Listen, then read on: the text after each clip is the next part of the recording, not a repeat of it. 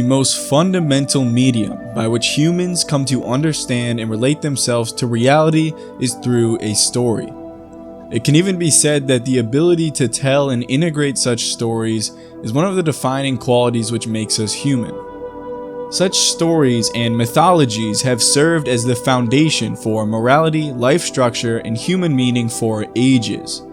So the disintegration of various forms of mythology in favor of scientific empiricism has no doubt had a drastic impact on the way humans relate themselves to the world. In the opinion of Carl Jung, the underlying structure and value of such mythologies, as told by every ancient culture known to history, cannot be understated. And the realm by which these stories impact the individual is deeper than any purely rational explanation.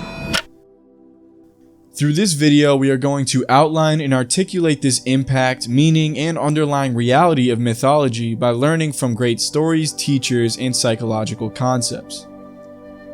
First off, what is a myth? This question is clearly deserving of a much greater answer than just a story which is not true. The value of truth itself is grounded in the narrative construction of these stories. So to ignore mythology in the service of truth is to pull the rug out from under the lamp. Even secularized modern groups of humans are fundamentally oriented and structured through myths. In his book Sapiens, Israeli historian Yuval Noah Harari outlines the ways humanity has utilized and weaponized our ability to construct and agree upon stories to build large-scale and effective economic, social, and religious structures. He outlines the ways that even secularized illusions such as the value of money or human rights have allowed us to communicate on the same terms and organize society toward great progress. But that's about as far as myth goes for him and other atheistic and like-minded intellectuals. The specific nature of the stories themselves, or the predominance of one story over another, is reduced to simply the result of chance and historical coincidence.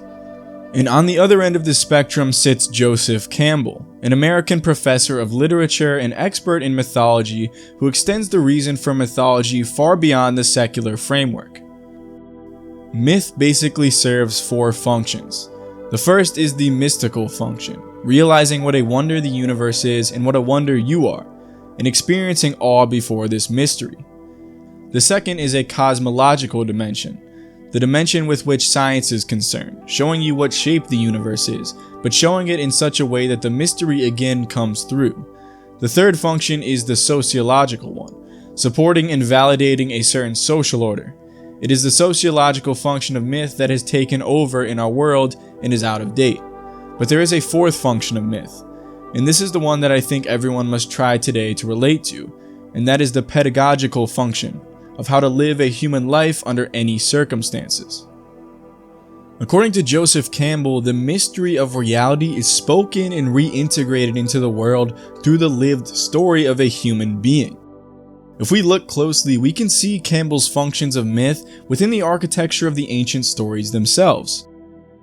The ancient Chinese Taoist creation story starts with an egg sitting in the void and containing all opposites, yin and yang, hot and cold, light and dark. And from this egg bursts forth a horned giant, Feng Gu, which separates the formless into the many opposites. Feng Gu, with hammer and chisel, then carved out the mountains, valleys, rivers, and oceans of the earth. This great giant, made of the chaotic mystery of the cosmos itself, would then make the ultimate sacrifice. Upon dying, his skull became the sky, his two eyes the sun and moon, his flesh the soil, his breath the wind, and his blood became the water. Some even say humans grew from the fleas in his hair, and by this fragmentation of Feng Gu, who is the yin and yang, humans experience suffering, sin, and death. We can see Campbell's four functions of myth here clearly. Mystery lies in the chaotic egg which contains all opposites. The cosmological structure of the universe is made from the body of the giants. The sociological function of myth comes through the harmonizing with the yin and yang to remediate suffering, and the pedagogical human function is the example of self-sacrifice towards creation, which we see in the death of Fengu. But the structure of this ancient chronicle does not end with China. The themes and elements of this story resonate remarkably well across other creation narratives as well. The Nordic mythology begins when the hot air of Muspelheim met the cold ice of Niflheim, causing the rime and hot air to thaw and drip into the frost giant Ymir. Ymir was nourished by the cosmic cow, Adumla, which licked a salt rock to make Buri. Ymir created more giants, and along with Buri were grandfathers of Odin and his brothers Vili and Ve. Ymir and the Frost Giants were still made of that same primordial chaos, making them a threat to Asgard in the new godly order of Odin. For this reason, Odin and his brothers slayed Ymir and used his skull to make the sky, his bones to make the mountains, his flesh to become earth, his hair to become trees, and his blood to become water. From one of those twisted tree branches, Odin, Vili, and Ve made the first humans. From across vast lands and ages, we see humans tell roughly the same story. A giant, born from opposing forces and primordial chaos, dies and is used to create the world. And humans emerge as a byproduct of this giant, forced to grapple with these great forces. The clear, outstanding similarities, just like these, present in various types of mythologies from all over the world, led Swiss psychologist Carl Jung to formulate the concept of archetypes. The primordial image or archetype is a figure, be it a demon, a human being, or a process that constantly recurs in the course of history and appears wherever creative fantasy is freely expressed. Essentially, therefore, it is a mythological figure. In each of these images, there is a little piece of human psychology and human fate, a remnant of the joys and sorrows that have been repeated countless times in our ancestral history. Jung teaches us that these archetypes have essentially evolved psychologically as a result of repeated experiences, which means that they allude to very real underlying realities of the human condition, which then come to be portrayed in story form. Strangely enough, Jung spoke about archetypes almost as if they were alive, and he regarded them as being numinous. Numinous is a word to describe something of a religious or spiritual quality, something experienced which is divine. The archetypes are the numinous structural elements of the psyche and possess a certain autonomy and specific energy, which enables them to attract, out of the conscious mind, those contents which are best suited to themselves. He gives these archetypes the strange ability to attract and do specific things, acting in the world almost as if they have a mind and essence of their own. We can see the pull of such archetypes from the Chinese and Norse creation myths as well. The chaotic unified opposing elements become the giant, representative of the undifferentiated self, the nourishing mother being the cosmic egg and cow, and the giant's body being used for creation as a pattern of embedded opposites and mystery in the world. If I told you to write a creation story, it would probably not be so elegant as to perfectly match these archetypes. But for some strange reason, when millions of people over ages create and use such stories to relate themselves meaningfully to the cosmos, an author different from you or I takes over. Rather, the us takes up the pen. The collective unconscious and the archetypes which animate it embed and interweave narratives stretching from the foundation of being to the experience and life of the individual. The way the individual relates and experiences this deeper foundation comes through the interplay and conflict of opposing forces. Such forces are contained within these mythological characters which illuminate and bring to life unconscious archetypes. For example, we saw Odin as a keeper of order and Ymir as a personification of chaos. But the same opposing forces and various archetypes which animate mythological characters play out through ourselves in our world as well. Contained within any meaningful story, mythological or otherwise, there will undoubtedly be opposing and interacting forces, wills, and forms. There is masculine and feminine, young and old, gentle and violent, dark and light, and even conservative or liberal, any one of which is dependent on its opposition for its own definition and existence. The existence of which is contained within the enactment and living patterns of the story itself. The most fundamental story or pattern was actually described by Jung within his model of the psyche. The ego is suspended in the conscious, separate from the unconscious shadow, and misidentifying itself as the greater self, the self which contains the ego, the shadow, and the collective unconscious. The first stage of the fundamental narrative is the ego existing in union with the self. We see this with Fangu in the primordial egg, or Adam with God in the Garden of Eden. The next step is the ego coming to consciousness, starting to realize some of its own potential. This necessitates a disobedience from the self. This is Fangu breaking apart the yin and yang. This is Adam and Eve disobeying God and eating from the tree of knowledge. The separation leads the ego, Adam and Eve, into the world of suffering outside the garden. This is a stage where the ego is alienated from the self. From here, one takes up the process of individuation. This involves the ego making a sacrifice in order to reintegrate into the self. This is the death and resurrection of Christ, which redeems humanity and opens the door to the kingdom of God. Or, in the words of Carl Jung, hence it is the self that causes me to make the sacrifice. Nay, more, it compels me to make it.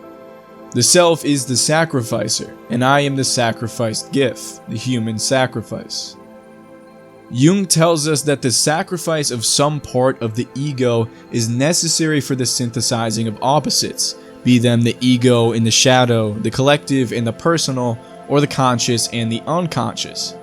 And in doing so, a more true mode of being, individuation, is achieved for the self.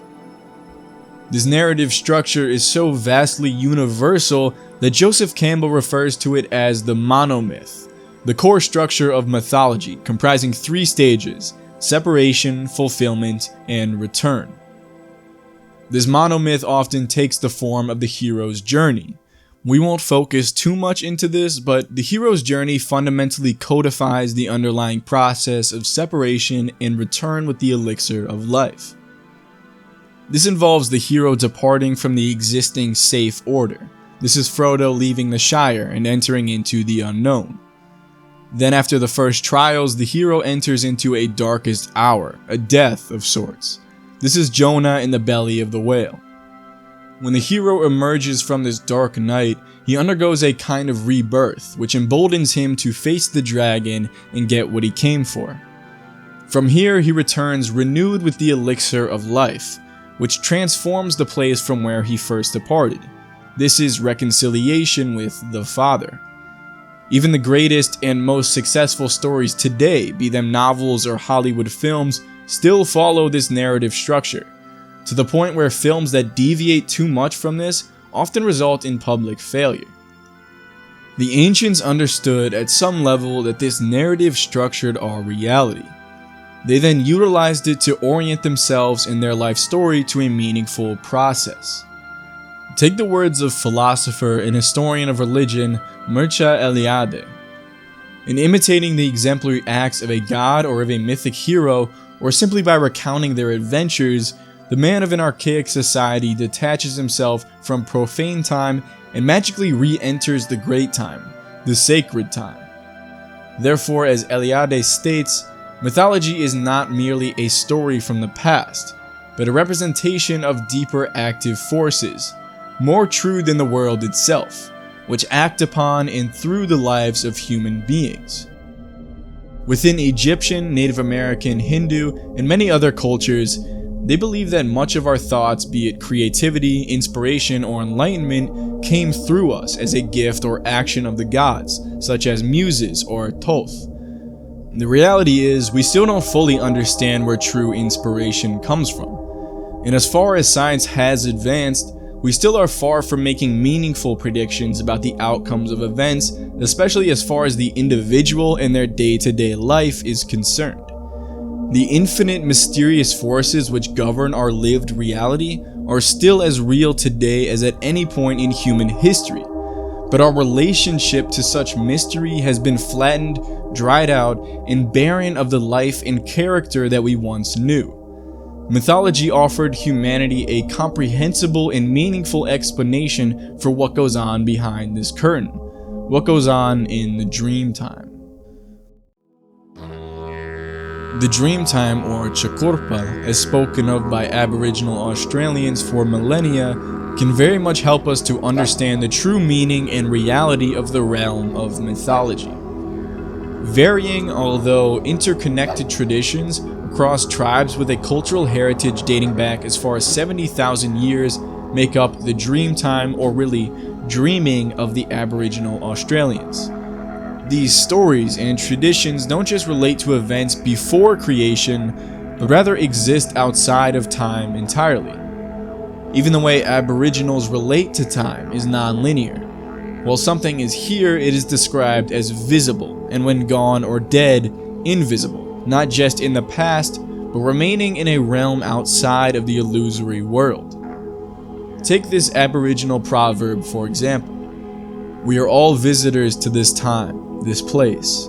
We are just passing through. Our purpose here is to learn, to grow, to love, and then we return home. Here again we see the motif of the return. The entirety of life and existence as we know it is seen as the ultimate hero's journey, the purpose being to expand the harmony which binds all together. Within the act of telling a story is the defining of purpose for the characters within the story and for the storyteller himself. Over age-old shouting matches about whether Brahma first emerged from an egg or a lotus, or debates over why exactly Prometheus stole fire for us, it forced many individuals to confront the essence and meaning of such stories, and allowed such stories to give shape to the reality which resides deep within the individuals. Within the process of creating, telling, and embodying a story, the hero's journey is, like the elixir of life, returned from the infinite mystery in order to synchronize and transcend the human self to the timeless process which animates reality as we know it. Within all creation stories, there begins with unity. The forces and individuals which occupy the world we know were once one, but in their unity were nothing. But this egg cracked open, opening the gates of heaven and hell, and here we stand, the blind spot, the middle ground, where nothing separated returned and in the process became something. Hence the Logos speaks itself into existence and wills existence itself through opposing, interweaving, and ever-changing narratives into the glorious harmonizing of the forces which stand to separate and return for timeless eternity. The one remains, the many change and pass. Heaven's light forever shines, earth's shadows fly. Life, like a dome of many-colored glass, stains the white radiance of eternity. If you're a regular to the channel, you may know that recently it's been somewhat of a belly of the whale situation for my view count lately, but I believe this video will act as a step in the direction of this channel's return. So if I was able to return you anything valuable today from your much appreciated time, then please give it a like, subscribe, share it with your friends, and comment to let me know if you want more videos about this kind of topic. I did make a video in a similar vein which, through the work of Alan Watts, more deeply explores this interplay of opposites which animate our world, so check that one out for more. And as always, never stop questioning, talking, and thinking. Thank you.